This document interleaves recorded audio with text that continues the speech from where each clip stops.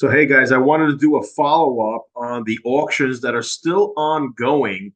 As of right now, this is 1 o'clock, Friday, the 26th. So, there's still auctions that are still going on this weekend. Barrett Jackson is still continuing on for the rest of the weekend.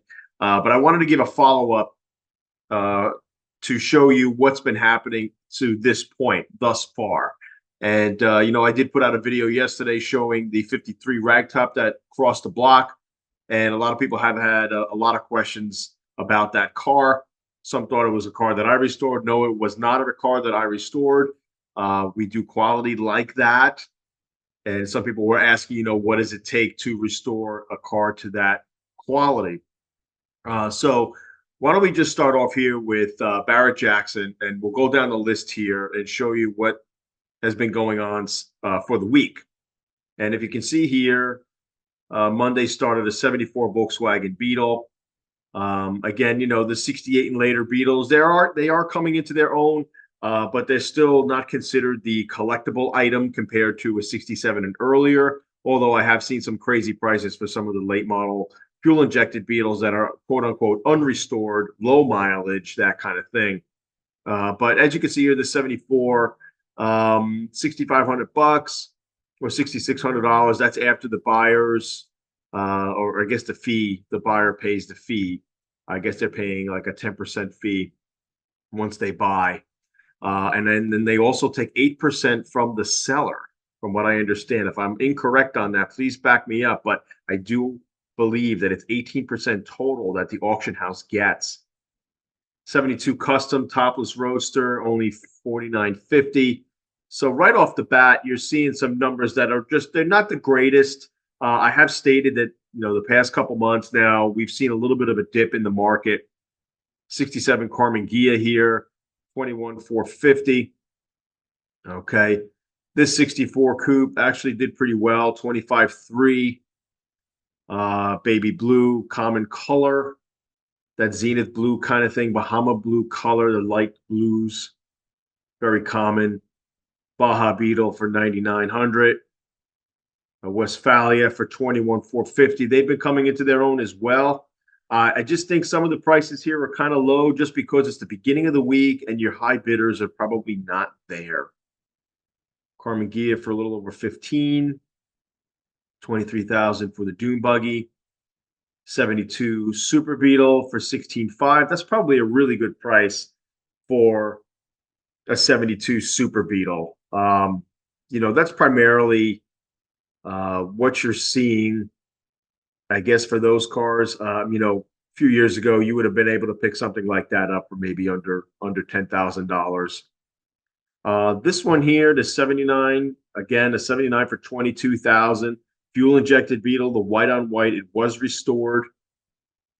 And then here's our Beetle that I was looking at and I was really looking forward to, was the 53 here. Now, beautiful car, guys. We've looked into this car last week, but I'll quickly go over, my opinions on this car. Whoever did this car either jobbed it out to a professional shop, because the whole chassis is powder coated. I mean, they just really did everything to the nines there. And the detail was just really, really nice. Generally speaking, a car of this caliber, if you were to job it out as a restoration to a shop in today's day, I even say within the last 5 to 10 years, you're going to be upwards between 75 to probably $100,000 to do the restoration in this quality. So guys have asked me, what did it cost to do the restoration? I personally don't know. So if somebody does know and they want to chime in, lay it on us, and we'd love to hear your thoughts. But past couple of years that we did Beetles, even a little bit older, a little younger than this, a 55 and a 58. Each of those clients paid upwards of close to 100,000 in restoration costs from through our shop. So it gets costly, guys. It really does. The parts prices have really gone up today. The paint and body work is very expensive today if you want a show quality looking vehicle. And again, if you want to do the whole 9 yards of taking the body off the chassis, media blasting, that kind of thing, it gets costly today, especially for the 55 and earlier cars, just because the cost of the parts are going up and they're harder to find. Now, if he did the work himself, say he did this at home or something, yeah, then maybe he's, I don't know, maybe he did it for 40 or 50 grand, something like that. I know with my convertible, my 54 that I did it all myself. If I didn't log my hours, just logging, say, parts and paint, I'm up over 40 or about 40 grand, 50 grand or so just in parts and paint. So it gets costly. So I don't even know if this person made money with the car. Maybe he broke even. Um, Beautiful car. I will point out a couple things that will probably deviate from some of the purists out there. And just from my experience and dealing with these cars for the past, 20 years and selling them, I think this car probably would have brought a little bit more money if he had white walls on the car. I know some guys will say, no, I don't like white walls. I really don't care if you like white walls. The audience, the mass audience, the larger audience likes the white walls. They like the bubblegum look, the pop look. I know this is a total bone stock, down to the nut bolt, period correct look and everything. To me, as an artist, the way I do my Beetles, and you can see that on my website, I would have never went with a blue top on a blue car. To me, a Beetle pops and shines when there's contrast. If he had a tan top, tan canvas top, something or a warmer color to bounce off the cooler color. And in the interior, if I know this is the correct interior, it's a beautiful interior. I love it.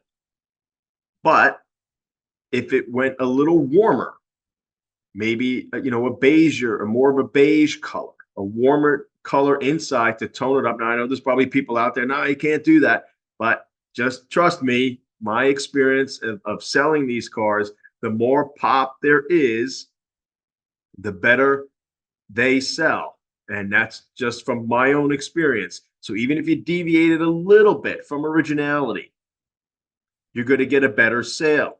As long as the car still looks the part and still looks vintage and as if those kind of features were offered in that time period, you are fine. You are good to go. He's got everything else going for it. So I tell people a lot, the Volkswagen purists are few and far between. They're very few of those people. So if you're trying to cater to that audience, you're going to have a very limited audience.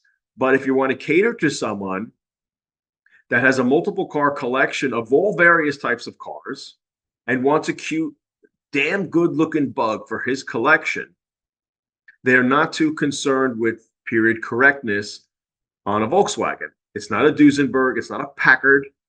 So you can deviate. You have some creative elbow room. I've been saying this for years. So you can do that kind of thing. And I like to cater to the guy that's got multiple car collection. They want the cute bug and that looks stellar. Top quality bugs that I have sold in the past deviated a little bit from originality. The split window that I had, a Zwitter model, which was painted in Bordeaux red, which was not original for a Zwitter. The guy did not care. It had the tweed interior, the beige tweed interior, the beige headliner, and it sold in no time. And at the time, I sold it for very good dollar. You're talking 10 years ago, sold it for 60. So, and then another black split that I did, that we worked on. I didn't paint that car. We did the rest of it. That car went for 65, and there were some deviations a little bit, but this is just my opinion. I still think the car looks stellar. I would have loved the damn thing. It also hurt probably that it went off on a Wednesday.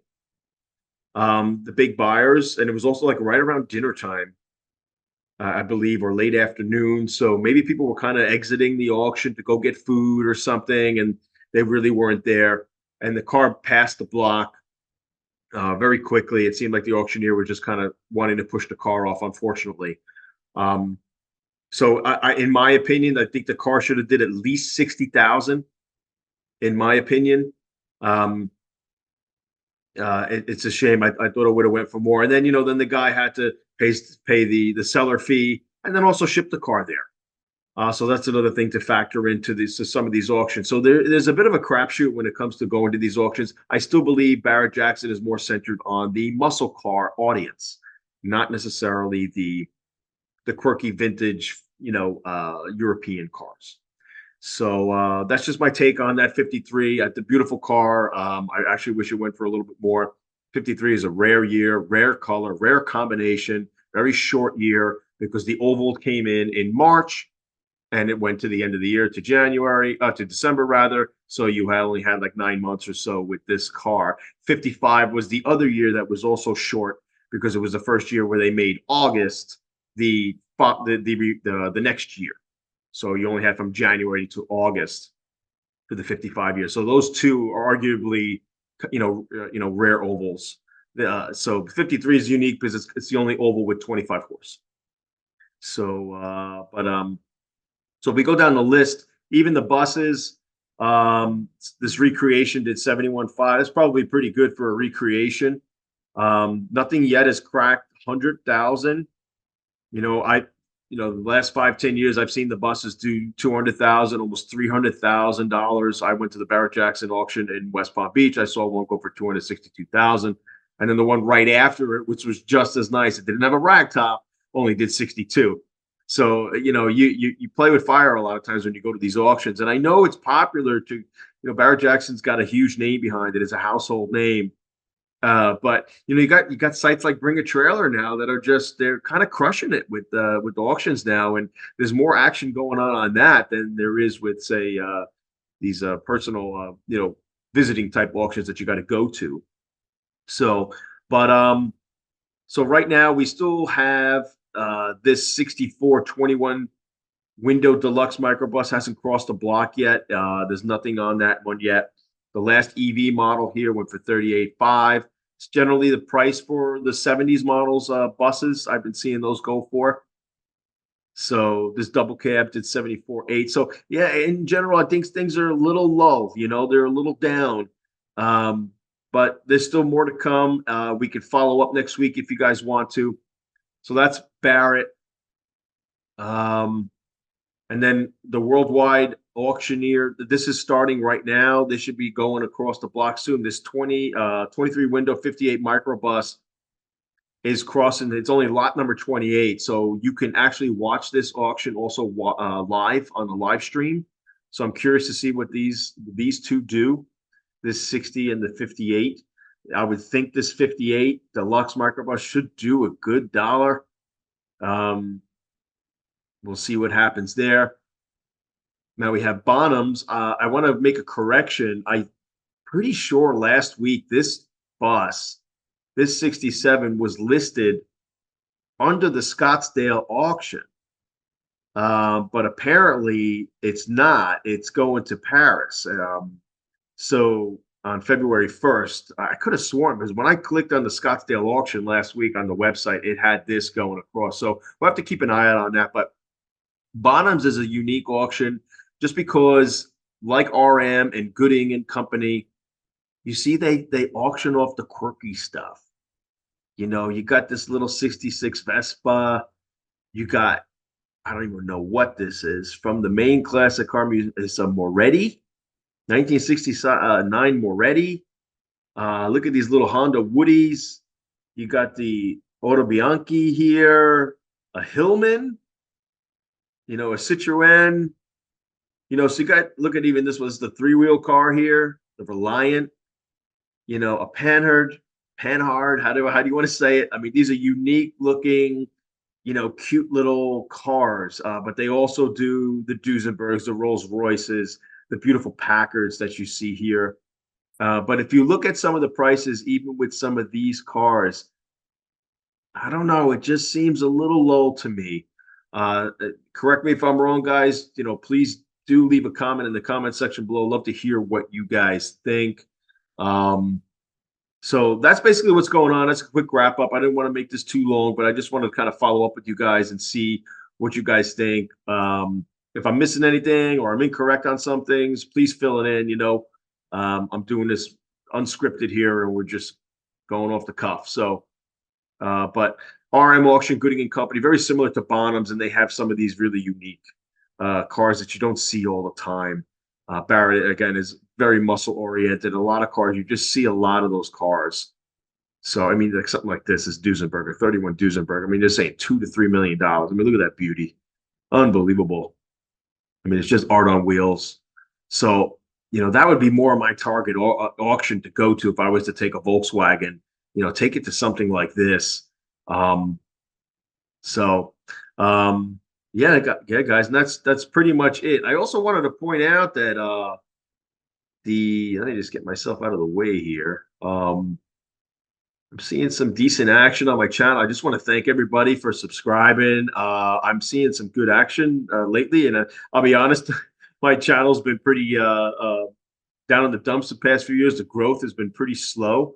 I don't know why. It's hard to understand the algorithm, but I'm at over 80K now. It's taken a long time to get there. I've been on YouTube a very long time, so it's not the greatest of numbers, but I've seen more subs this past month of January than I have seen, even all of last year. So I think I jumped a good 5,000 subs just in January.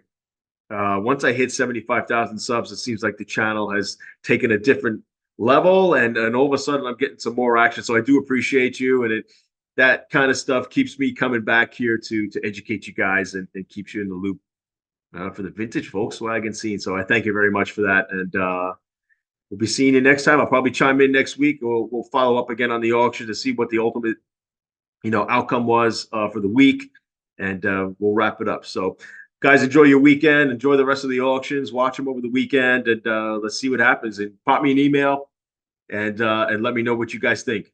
All right, peace.